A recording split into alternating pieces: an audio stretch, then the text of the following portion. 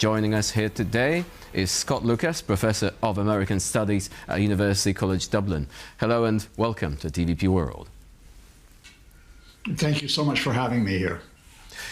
So, US State Secretary Marco Rubio is still delivering his speech at the Munich Security Conference. So, may I ask you if you have been following that one live for a quick comment on what he said so far?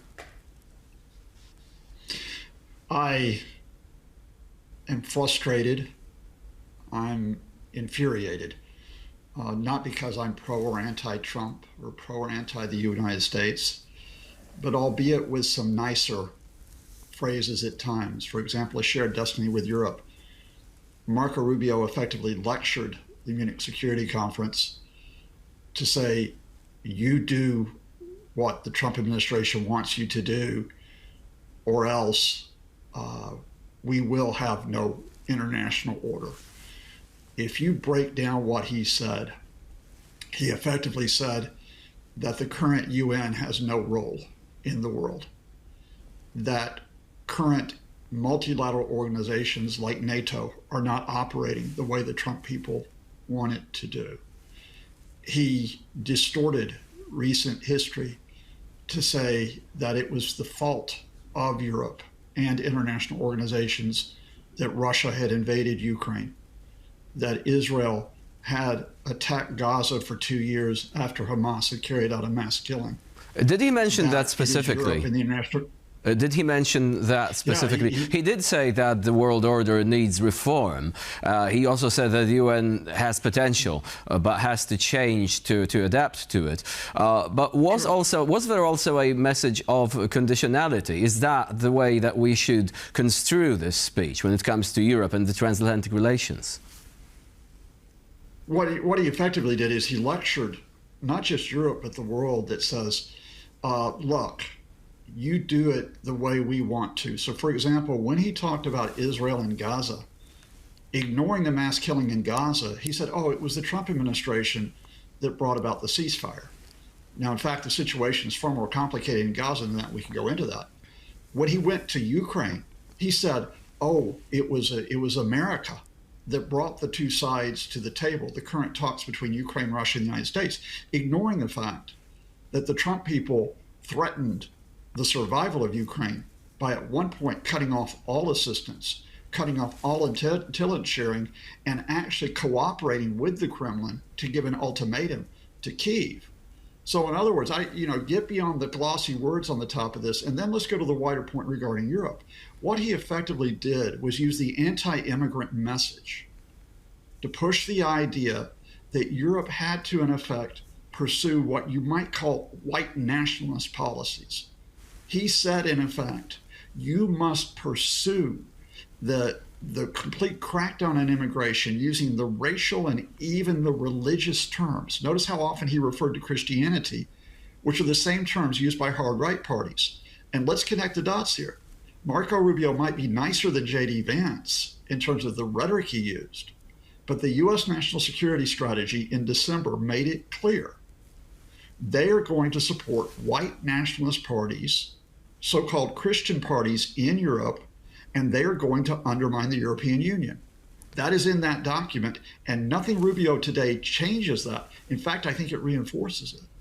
Do you think that this really is the message, though? I mean, obviously, white nationalism is one of the most odious ideologies out there. In its undiluted form, it can lead to riots and violence. Nevertheless, wouldn't it be a bit of a stretch to assume that this is what the US wants to do? I mean, Marco Rubio did mention, obviously, the influence on the cohesion of societies and the roots of the European culture, as it were, and by extension the American one also. But wasn't this simply an appeal to go back to these roots and re-establish what made these societies powerful without the need to reject? After all, he did mention that, the American society was formed by immigrants from Europe, obviously, without the need to necessarily reject anything that happened after all, after that, but to perhaps limit certain as he was referring to, like foolish policies. Foolish was the word that he would often use in that speech. So essentially, once again, calling for reform instead of the outright abolition of many achievements of Western culture of tolerance as we see it today. Well, let's speak specifically about immigration and then the wider point about Europe. And by the way, I speak as an immigrant. I was an immigrant to the United Kingdom. I was an immigrant to Ireland.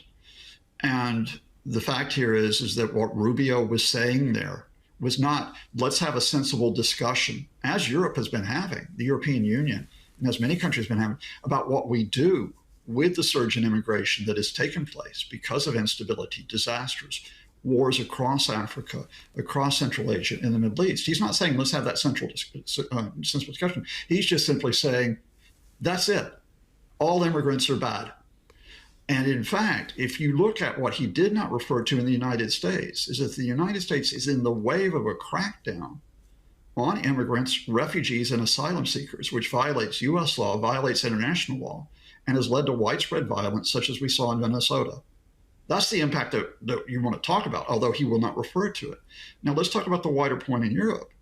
If you think that this is just an innocent discussion about immigration and dealing with immigration, think about who J.D. Vance met after his speech, his destructive speech last year at the Munich Security Conference.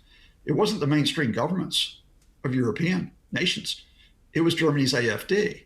Think about where Marco Rubio is going immediately after this conference to see Viktor Orban, Hungary's Viktor Orban, who has pursued some of these xenophobic policies, but who also, by the way, is probably the most friendly leader within the EU towards Vladimir Putin. So get beyond the immediate speech and look at the signals that the Trump people are putting out, which is effectively when they say we don't believe in the world order, and you put it well at the top, they mean it in the sense of we don't believe in the cooperation that has been developed since 1945. We want to do it a far different way on our terms. And if you don't accept those terms, we will reject you. That's very different when Friedrich Merz says, let's repair and rebuild what we have had since 1945. And those two different visions are the different visions that Europe has to make a choice between. Not a few months or years from now. They have to make that decision now. So let's talk about the elephant in the room that you've already mentioned, namely relations with Russia and the question of the war in Ukraine. Now, these signals have indeed been controversial. We've had President Trump saying that Zelensky needs to make a move, once again claiming that Russia wants to make a deal, despite the available evidence to the contrary, some could say. Where do you think is it likely to lead? Do you think that Ukraine will be coerced into making a deal that will not benefit the Ukrainian people and instead may result in further Russian aggression? And can European allies actually exert some influence there, perhaps advance ideas that will slightly decrease the impact of this particular way of thinking, which in some cases seems to favor cooperation between the great powers, in this case Russia and the US? Well, let's look at the facts as we know them right now. And you quite rightly pointed out that Donald Trump put out the false statement yesterday that it's only Russia that appears to want to make a deal, when in fact it's the Kremlin that continues to pursue its maximum demands for Ukraine's capitulation. Let's look at the fact that Marco Rubio skipped a meeting of European leaders yesterday which discussed Ukraine, effectively undermining that meeting. Let's talk about the fact that as we go into the third set of Ukraine, Russia, US talks next week, that Donald Trump's envoys, a real estate developer named Steve Witkoff and his son-in-law Jared Kushner, have effectively told Ukraine, look, if you want security guarantees, you have to give up all of the Donetsk region in eastern Ukraine, this very strategic reason. Let's talk about the fact that the Kremlin continues to try to use the lever with the Trump camp of joint U.S.-Russian projects. In other words, sanctions removed, and then the U.S. and Russia, not Ukraine, pursuing trillions of dollars in potential investments which, by the way, would benefit Donald Trump and his inner circle. You put all of that together, and Europe has to be on guard, as Friedrich Merz said yesterday, as Emmanuel Macron said yesterday, as other leaders like Alexander Stubb of Finland said yesterday. There are those in the United States, those who work within NATO, who work within the State Department, who work within the intelligence services, who still believe in Ukraine and Europe's security. And that's why Ukraine has not been forced by the U.S. completely to surrender, but it is Europe that will have to continue to provide the bulk of the assistance. And it is Europe that will have to talk about Ukraine's place in, yes, a meaningful international order, even as the United States tries to walk away from it.